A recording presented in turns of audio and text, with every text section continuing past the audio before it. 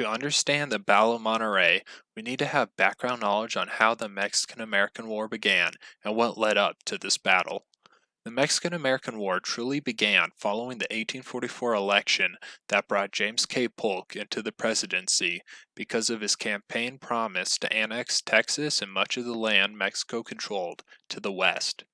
James K. Polk is one of the most influential expansionists in American history, as he oversaw the greatest territorial expansion the United States has ever seen.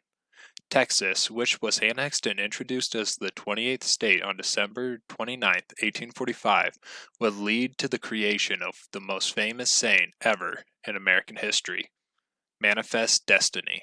The term Manifest Destiny was coined and first seen in an American journal called the Democratic Review, saying that expansion represented, quote, the fulfillment of our manifest destiny to overspread the continent allotted by Providence for the free development of our yearly multiplying millions, end quote.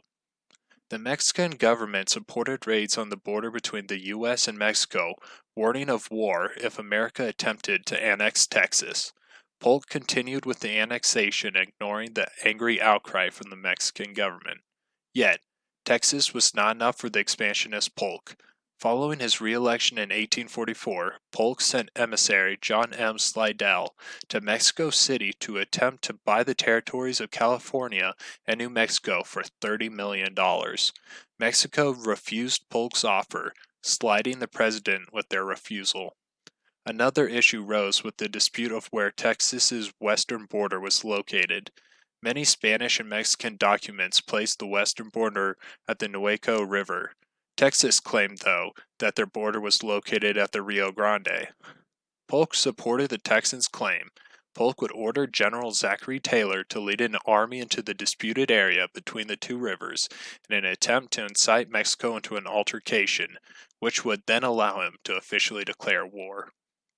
On April 25, 1846, Mexican cavalry attacked General Taylor's troops, killing around a dozen men and attacking a nearby American fort situated on the river. Once Polk received news of Mexico's attack, he would reportedly tell Congress, quote, "Cup of forbearance has been exhausted. Even before Mexico passed the boundary of the United States, invaded our territory, and shed American blood upon American soil." End quote. The United States of America would declare war on Mexico on May 13, 1846. Ulysses S. Grant would graduate as an officer from West Point in 1843 at the young age of 21 years old. He would rank 21st out of the 39 graduating cadets, becoming a member of the 4th U.S. Infantry stationed in St. Louis, Missouri. Other members of the 1843 class of cadets shared a story of how, before their graduation ceremony, Grant, being a well-known, excellent horseman, would be invited to show his riding skills to the spectators and cadets. James B. Fry, a new cadet at West Point, would describe Grant and his horse, saying, quote, "It seemed as if man and beast had been welded together." End quote. This will be an important story to remember in the near future for Grant. Under the command of General Zachary Taylor, Grant's 4th U.S. Infantry was selected to be part of one of the first of 3 divisions that would march on Monterey, that was fortified and controlled by over 5,000 Mexican troops, led by Major General Pedro de Ampueda. Grant's division had one of the most important tasks in the siege of Monterey, the assault on the Black Fort. Grant was the regimental quartermaster, so he was tasked with being in charge of the division's base camp, located around Walnut Springs. So when the attack was launched onto the Black Fort on the morning of September 21st, 1846, Grant became curious and would ride his horse to the front to see what was happening. Once the American force was under heavy fire from the fort, in a few minutes nearly 1/3 of them were either killed or wounded.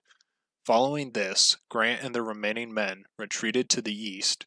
Grant, being the only member of this assault that was on horseback, relinquished his mount to the adjutant of the regiment, Lieutenant Charles Hoskins, who was fatigued from the assault and retreat. Continuing to retreat, Lieutenant Hoskins would be killed, and Grant would be promoted to act in his place. By September 23, 1846, American troops controlled the territory of the east end of Monterey. The division under the control of Brigadier General David E. Twigg that Grant was in would make an aggressive push towards the plaza. Both the 3rd and 4th Regiments experienced heavy casualties because of this. Twigg's division would make it to a square of the plaza before they would be forced to a halt. Taking massive amounts of fire from the Mexican army located in the plaza, the American forces realized that they were running low on ammunition. Grant volunteered to return to where the division had started and give a message to General Twigg requesting the ammunition be forwarded to their position.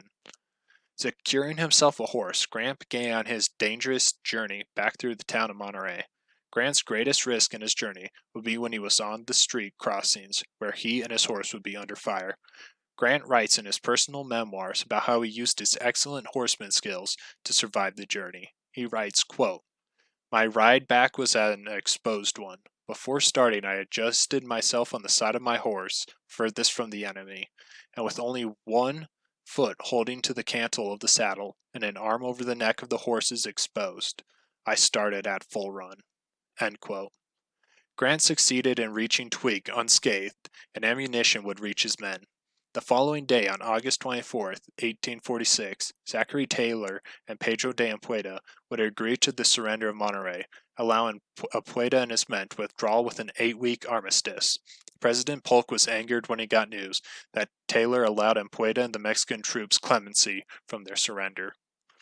The Mexican-American War lasted until February 3, 1848. In total, America would pay $18 million to take control of about 1/3 of Mexico's total territory, and the war would cost the lives of around 13,000 Americans and 24,000 Mexicans. The Battle of Monterrey and the Mexican-American War would help create the beginning of the legend of General Ulysses S. Grant. But at what cost?